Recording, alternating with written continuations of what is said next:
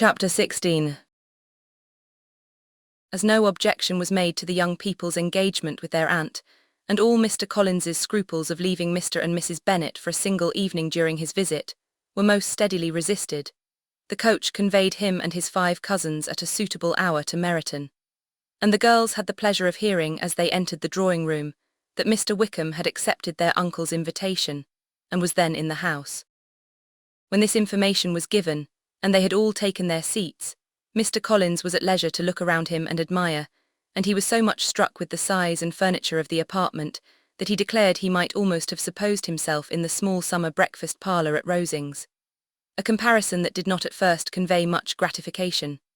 But when Mrs. Phillips understood from him what Rosings was, and who was its proprietor, when she had listened to the description of only one of Lady Catherine's drawing-rooms, and found that the chimney-piece alone had cost £800, she felt all the force of the compliment, and would hardly have resented a comparison with the housekeeper's room.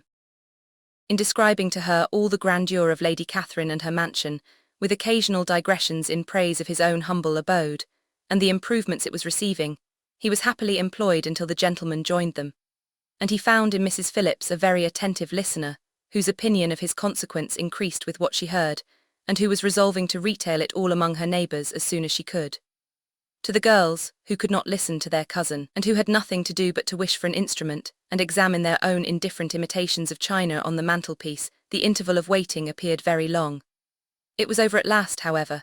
The gentleman did approach, and when Mr. Wickham walked into the room, Elizabeth felt that she had neither been seeing him before, nor thinking of him since, with the smallest degree of unreasonable admiration. The officers of the shire were in general a very creditable, gentlemanlike set, and the best of them were of the present party. But Mr. Wickham was as far beyond them all in person, countenance, air and walk, as they were superior to the broad-faced, stuffy Uncle Phillips, breathing port wine, who followed them into the room. Mr. Wickham was the happy man towards whom almost every female eye was turned, and Elizabeth was the happy woman by whom he finally seated himself, and the agreeable manner in which he immediately fell into conversation, though it was only on its being a wet night, made her feel that the commonest, dullest, most threadbare topic might be rendered interesting by the skill of the speaker. With such rivals for the notice of the fair as Mr. Wickham and the officers, Mr. Collins seemed to sink into insignificance. To the young ladies he certainly was nothing, but he had still at intervals a kind listener in Mrs. Phillips, and was by her watchfulness most abundantly supplied with coffee and muffin. When the card tables were placed, he had the opportunity of obliging her in turn, by sitting down to whist. "I know little of the game at present," said he, "but I shall be glad to improve myself, for in my situation in life." Mrs. Phillips was very glad for his compliance, but could not wait for his reason. Mr. Wickham did not play at whist, and with ready delight was he received at the other table between Elizabeth and Lydia. At first there seemed danger of Lydia's engrossing him entirely, for she was a most determined talker, but being likewise extremely fond of lottery tickets, she soon grew too much interested in the game, too eager in making bets and exclaiming after prizes to have attention for anyone in particular. Allowing for the common demands of the game, Mr. Wickham was therefore at leisure to talk to Elizabeth, and she was very willing to hear him, though what she chiefly wished to hear she could not hope to be told, the history of his acquaintance with Mr. Darcy. She dared not even mention that gentleman. Her curiosity, however, was unexpectedly relieved. Mr. Wickham began the subject himself. He inquired how far Netherfield was from Meryton, and after receiving her answer, asked in a hesitating manner how long Mr. Darcy had been staying there. "About a month," said Elizabeth, and then, unwilling to let the subject drop, added, "He is a man of very large property in Derbyshire, I understand." "Yes," replied Mr. Wickham, "his estate there is a noble one. A clear 10,000 per annum. You could not have met with a person more capable of giving you certain information on that head than myself, for I have been connected with his family in a particular manner from my infancy." Elizabeth could not but look surprised. "You may well be surprised, Miss Bennet, at such an assertion, after seeing, as you probably might, the very cold manner of our meeting yesterday. Are you much acquainted with Mr. Darcy?" "As much as I ever wish to be," cried Elizabeth very warmly. "I have spent 4 days in the same house with him, and I think him very disagreeable." "I have no right to give my opinion," said Wickham, "as to his being agreeable or otherwise. I am not qualified to form one. I have known him too long and too well to be a fair judge. It is impossible for me to be impartial. But I believe your opinion of him would in general astonish, and perhaps you would not express it quite so strongly anywhere else. Here you are in your own family. Upon my word, I say no more here than I might say in any house in the neighbourhood, except Netherfield. He is not at all liked in Hertfordshire. Everybody is disgusted with his pride. You will not find him more favourably spoken of by anyone. I cannot pretend to be sorry, said Wickham after a short interruption, that he or that any man should not be estimated beyond their deserts. But with him, I believe it does not often happen. The world is blinded by his fortune and consequence, or frightened by his high and imposing manners, and sees him only as he chooses to be seen. I should take him, even on my slight acquaintance, to be an ill-tempered man. Wickham only shook his head. I wonder, said he, at the next opportunity of speaking, whether he is likely to be in this country much longer. I do not at all know, but I heard nothing of his going away when I was at Netherfield. I hope your plans in favour of the shire will not be affected by his being in the neighbourhood. Oh no, it is not for me to be driven away by Mr. Darcy. If he wishes to avoid seeing me, he must go. We are not on friendly terms, and it always gives me pain to meet him, but I have no reason for avoiding him but what I might proclaim before all the world, a sense of very great illusage, and most painful regrets at his being what he is. His father, Miss Bennet, the late Mr. Darcy, was one of the best men that ever breathed, and the truest friend I ever had, and I can never be in company with this Mr. Darcy without being grieved to the soul by 1,000 tender recollections. His behaviour to myself has been scandalous, but I verily believe I could forgive him anything and everything, rather than his disappointing the hopes and disgracing the memory of his father. Elizabeth found the interest of the subject increase, and listened with all her heart, but the delicacy of it prevented further inquiry. Mr. Wickham began to speak on more general topics, Meryton, the neighbourhood, the society, appearing highly pleased with all that he had yet seen, and speaking of the latter with gentle but very intelligible gallantry. It was the prospect of constant society, and good society, he added, which was my chief inducement to enter the shire. I knew it to be a most respectable, agreeable corps, and my friend Denny tempted me further by his account of their present quarters, and the very great attentions and excellent acquaintances Meryton had procured them. Society, I own, is necessary to me. I have been a disappointed man, and my spirits will not bear solitude. I must have employment and society. A military life is not what I was intended for, but circumstances have now made it eligible. The church ought to have been my profession. I was brought up for the church, and I should at this time have been in possession of a most valuable living, had it pleased the gentleman we were speaking of just now. Indeed. Yes, the late Mr. Darcy bequeathed me the next presentation of the best living in his gift. He was my godfather, and excessively attached to me. I cannot do justice to his kindness. He meant to provide for me amply and thought he had done it, but when the living fell it was given elsewhere. Good heavens, cried Elizabeth, but how could that be? How could his will be disregarded? Why did you not seek legal redress? There was just such an informality in the terms of the bequest as to give me no hope from law. A man of honour could not have doubted the intention, but Mr. Darcy chose to doubt it, or to treat it as a merely conditional recommendation, and to assert that I had forfeited all claim to it by extravagance, imprudence, in short anything or nothing. Certain it is that the living became vacant 2 years ago, exactly as I was of an age to hold it, and that it was given to another man, and no less certain is it that I cannot accuse myself of having really done anything to deserve to lose it.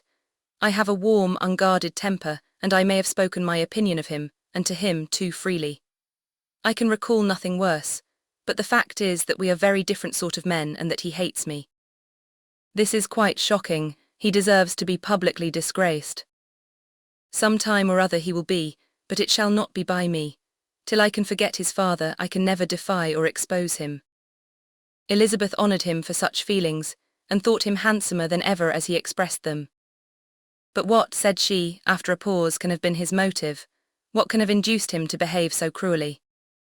A thorough, determined dislike of me, a dislike which I cannot but attribute in some measure to jealousy.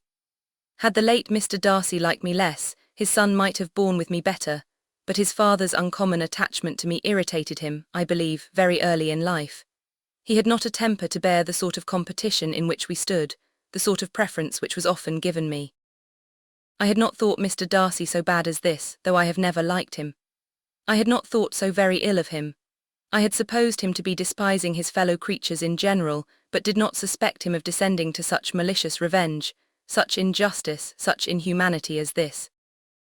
After a few minutes' reflection, however, she continued, "I do remember his boasting one day, at Netherfield, of the implacability of his resentments, of his having an unforgiving temper.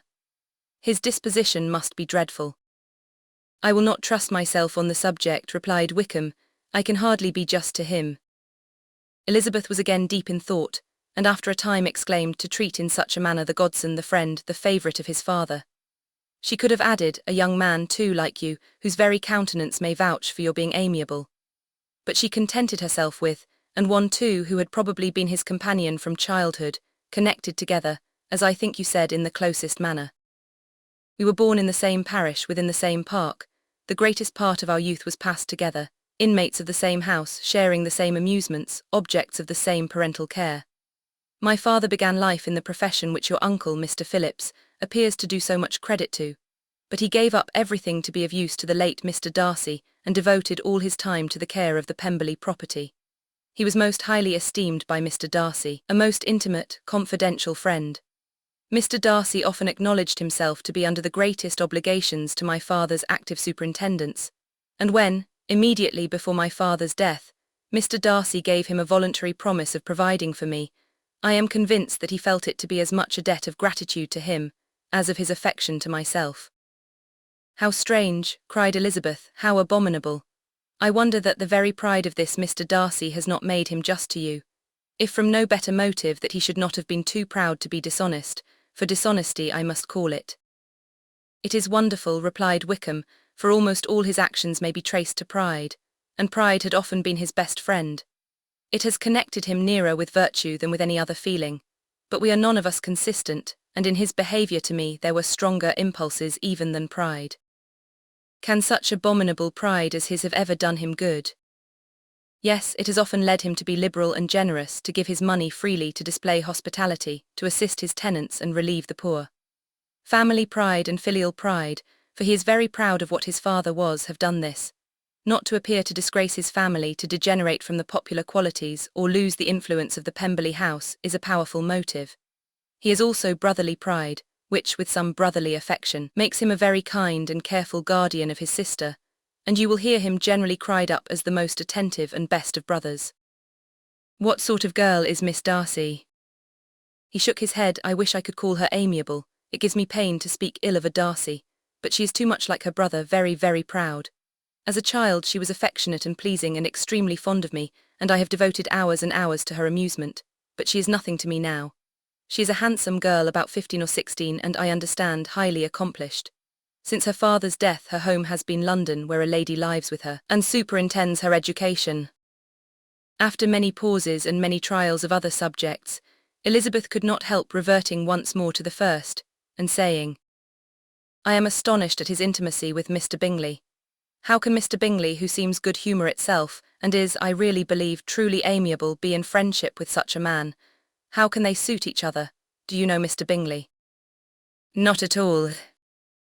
"He is a sweet-tempered, amiable, charming man. He cannot know what Mr. Darcy is." "Probably not, but Mr. Darcy can please where he chooses. He does not want abilities. He can be a conversable companion if he thinks it worth his while. Among those who are at all his equals in consequence, he is a very different man from what he is to the less prosperous. His pride never deserts him, but with the rich he is liberal-minded, just, sincere, rational, honourable, and perhaps agreeable, allowing something for fortune and figure." The whist party soon afterwards breaking up, the players gathered round the other table, and Mr. Collins took his station between his cousin Elizabeth and Mrs. Phillips. The usual inquiries as to his success was made by the latter. It had not been very great. He had lost every point, but when Mrs. Phillips began to express her concern thereupon, he assured her with much earnest gravity that it was not of the least importance, that he considered the money as a mere trifle, and begged that she would not make herself uneasy. "I know very well, madam," said he, "that when persons sit down to a card table, they must take their chances of these things, and happily I am not in such circumstances as to make 5 shillings any object. There are undoubtedly many who could not say the same, but thanks to Lady Catherine de Bourgh, I am removed far beyond the necessity of regarding little matters."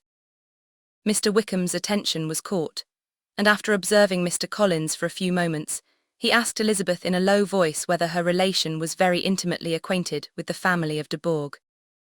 Lady Catherine de Bourgh, she replied, has very lately given him a living. I hardly know how Mr. Collins was first introduced to her notice, but he certainly has not known her long. You know of course that Lady Catherine de Bourgh and Lady Anne Darcy were sisters, consequently that she is aunt to the present Mr. Darcy. No, indeed, I did not. I knew nothing at all of Lady Catherine's connections. I never heard of her existence till the day before yesterday. Her daughter, Miss de Bourgh, will have a very large fortune, and it is believed that she and her cousin will unite the two estates. This information made Elizabeth smile, as she thought of poor Miss Bingley.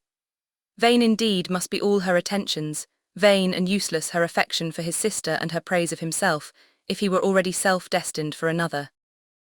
Mr. Collins, said she, speaks highly both of Lady Catherine and her daughter, but from some particulars that he has related of her ladyship, I suspect his gratitude misleads him, and that in spite of her being his patroness, she is an arrogant, conceited woman. I believe her to be both in a great degree, replied Wickham. I have not seen her for many years, but I very well remember that I never liked her, and that her manners were dictatorial and insolent. She has the reputation of being remarkably sensible and clever, but I rather believe she derives part of her abilities from her rank and fortune, part from her authoritative manner, and the rest from the pride for her nephew, who chooses that everyone connected with him should have an understanding of the first class. Elizabeth allowed that he had given a very rational account of it, and they continued talking together, with mutual satisfaction till supper put an end to cards, and gave the rest of the ladies their share of Mr. Wickham's attentions. There could be no conversation in the noise of Mrs. Phillips's supper party, but his manners recommended him to everybody. Whatever he said was said well, and whatever he did done gracefully. Elizabeth went away with her head full of him. She could think of nothing but of Mr. Wickham, and of what he had told her all the way home. But there was not time for her even to mention his name as they went, for neither Lydia nor Mr. Collins were once silent.